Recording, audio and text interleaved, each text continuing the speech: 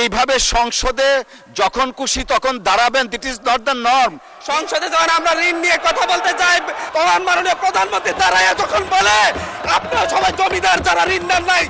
Let me সে, আমাদের বলতে দিন। আপনার ফ্যাসিস্টের কথা বলেন, ফ্যাসিস্টের আচরণ তো আপনাদের কাছ থেকে আসে। বাইরের জবাব বাইরে দিব, সংসদের জবাব সংসদে হোক। সরকারের এই বাজেটের উপর যে জনগণের আস্থা নেই, ব্যবসায়ীদের আস্থা নেই, তার প্রমাণ বাজেটে খাদ্যপণ্যের দাম কমানোর একদিন ঠিক অব্যাহতি পরেই চালের দাম, ডাইলের দাম বাজারে, খুচরা বাজারে বেড়ে যাওয়া। মাননীয় স্পিকার, আমাদের মাননীয় প্রধানমন্ত্রী আজকে এখানে নেই। উনি যখন বিভিন্ন ভাষণে গিয়ে অসত্য তথ্য দিয়ে বলেন বিরোধী দল মিছিল করতেছে, মদের দাম কেন বৃদ্ধি করা হয়েছে, কেন সিগারেটের দাম বৃদ্ধি করা হয়েছে, এরকম অসত্য তথ্য দিয়ে যখন মাননীয় প্রধানমন্ত্রী বক্তব্য দেন, আমরা খুবই আশাহত হই। মাননীয় স্পিকার, আমরা আশাহত হই যখন ঋণ নিয়ে কথা বলতে গিয়ে, সংসদে যখন আমরা ঋণ নিয়ে কথা বলতে চাই, ব্যাংকের ঋণ নিয়ে, ইসলামী ব্যাংক দখল নিয়ে যখন আমরা কথা বলতে চাই, তখন মাননীয় প্রধানমন্ত্রী দাঁড়ায় যখন বলে আপনারা সবাই জমিদার, যারা ঋণ নেন নাই। এর মধ্য দিয়ে মূলত মাননীয় প্রধানমন্ত্রী ঋণ খেলাপিদেরকে উৎসাহিত করেন। মাননীয় স্পিকার, আমরা এই ধরনের সংসদ আর চাই না। ধন্যবাদ মাননীয় সদস্য, ধন্যবাদ। একটু বসেন, আপনি একটু বসেন। জি, একটু আরো 3-4 জন দাঁড়িয়েছে, আমি আপনাকে ডাকবো। সবাই একটু ধৈর্য সহকারে বসি আমরা, please. Thank you. Mister Joynal Abedin Faruk, মাননীয় সদস্য। অর্ডারে আপনার ডিসকাশন আছে, আপনি এটা দিতে পারেন, যেহেতু সংসদ নেতাকে নিয়ে কথা বলা হয়েছে। আমি আপনাকে বিনীত অনুরোধ করব, আমরা যেমন তেমনি দাঁড়াই না। যখন একটা অসত্য তথ্য এই সংসদে উপস্থাপন করা হয়, তখনই আমাদের সংসদের আমাদের সদস্যের পক্ষ থেকে কথাটা বলার দরকার। সেজন্য আপনার অনুমতি চাই। মাননীয় সদস্য, একটু আপনি যেহেতু মাননীয় প্রধানমন্ত্রীর কথা বলেছেন, মাননীয় সদস্য মির্জা ফখরুল ইসলাম আলমগীর সাহেব কিছু বলবেন কিনা এই বিষয়ে, যদি আপনি ডেলিগেট করেন ওনাকে দিতে পারি। জি, জয়নুল আবেদিন ফারুক সাহেব। মাননীয় স্পিকার, 2 মিনিট। আমরা এই সংসদকে কার্যকর করার জন্য উভয় পক্ষে একটা সম্মতিতে এসেছি। এই সংসদে কোনো অসত্য বাক্য উত্থাপন করা হোক বা এমন কথা বলা না হোক যে কথায় আমাদের মান সম্মান হানি হয়, সংসদ নেতাকে কটূক্তি করা হয়। এ বিষয়ে আজকে নতুন প্রজন্মের জুলাই আন্দোলনের নেতা, উনি আমাদের নোয়াখালী অঞ্চলের মাননীয় সংসদ সদস্য, উনি একটি বক্তব্য রেখেছেন।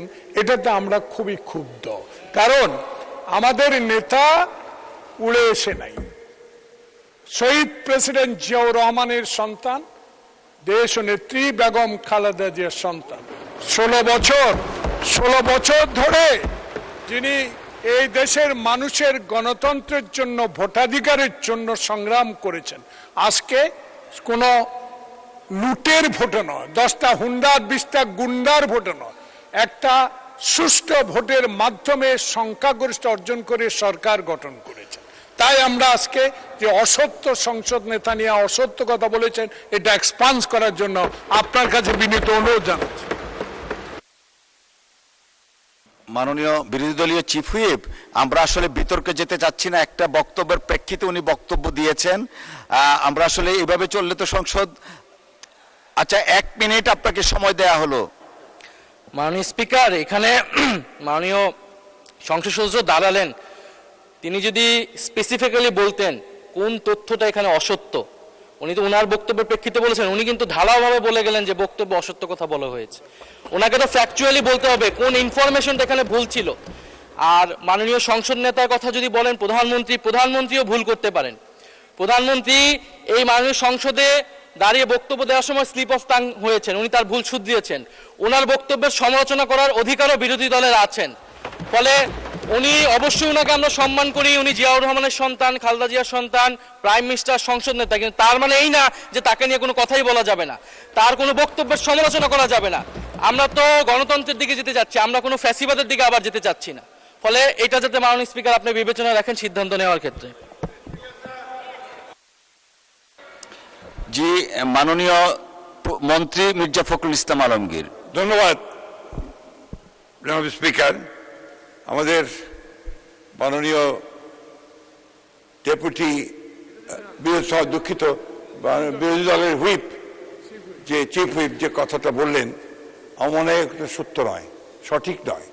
কারণ আমাদের মাননীয় সংসদ সদস্য যে বক্তব্য দিয়েছেন, মাননীয় সংসদ সদস্য যে বক্তব্য দিয়েছেন বিরোধী দলের, সেই বক্তব্যের মধ্যে তিনি সুনির্দিষ্টভাবেই বলেছেন যে আমাদের সংসদ নেতা প্রধানমন্ত্রী তিনি অসত্য বক্তব্য দিয়েছেন। এটারই আপনার আমাদের মাননীয় সংসদ সদস্য জয়নাল আবেদীন এটা পয়েন্ট আউট করেছেন। প্লিজ লেট মি সে, আমাদের বলতে দিন। আপনার ফ্যাসিস্টের কথা বলেন, ফ্যাসিস্টের আচরণ তো আপনাদের কাছ থেকে আসছে। No, you must allow us to you must allow us to speak. আমি কথা বলছি, আপনারা যখন কথা বলছে, আমরা কেউ কথা বলিনি। মাননীয় মন্ত্রী, That's the point. মাননীয় মন্ত্রী এদিকে কথা বলেন অ্যাড্রেস করে প্লিজ।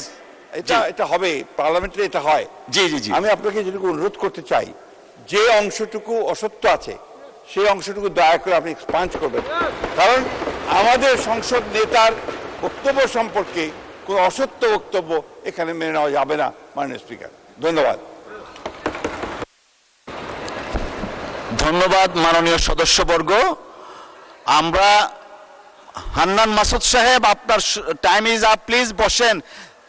এইভাবে সংসদে যখন খুশি তখন দাঁড়াবেন, this is not the norm. Please take your seat mister Hannan Masud. মাননীয় সদস্য, দয়া করে আপনি বসুন, দয়া করে বসুন। হান্নান মাসুদ, দয়া করে বসুন। এটা শাহবাগ চত্বর নয়, জাতীয় সংসদ। বসুন।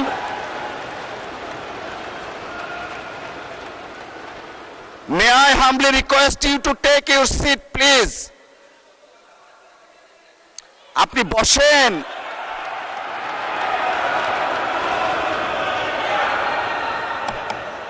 মাননীয় সদস্যবর্গ, মাননীয় সদস্য নোয়াখালী 6 আসনের বিরোধী দলীয় নেতা দাঁড়াতে দিতে হয়। জি বলেন। মাননীয় স্পিকার, আমাদের এই হাউজেরই একজন সদস্য হান্নান মাসুদ বক্তব্য রাখতে গিয়ে তিনি সংসদ নেতার ব্যাপারে কিছু কথা বলেছেন। আমি আপনাকে অনুরোধ করব, বাইরের কোনো বিষয়কে টেনে এখানে এনে এক্সপাঞ্জ করা বা বক্তব্য দেওয়া কোনোটাই যেন এলাও না করা হয়। কারণ আপনি এইমাত্র বলেছেন যে এইটা সাভার স্কয়ার নয় বা শাহবাগ স্কয়ার নয়। তার মানে হচ্ছে সংসদের ভিতরে একটা সংসদীয় নর্মস আছে, বাইরেরও একটা গ্রামার আছে। যার যার গ্রামারকে সেই জায়গায় আমরা রাখি। বাইরের জবাব বাইরে দিব, সংসদের জবাব সংসদে হোক। তবে এটা সত্য, এটা অসত্য, এই ঝগড়ায় যদি আমরা যাই তাহলে অনেক কিছু আমাদের জন্য হয়তো বা লজ্জাজনক হয়ে যাবে। আমি চাচ্ছি না কারো সম্মানের সাথে এই লজ্জাটা লেগে থাকুক। এই জন্য আমি অনুরোধ করব, এই বিষয়ের পুরাটাই আপনি এখান থেকে ইগনোর করুন, সেইটাই আমাদের জন্য কল্যাণকর হবে। ধন্যবাদ মাননীয় স্পিকার।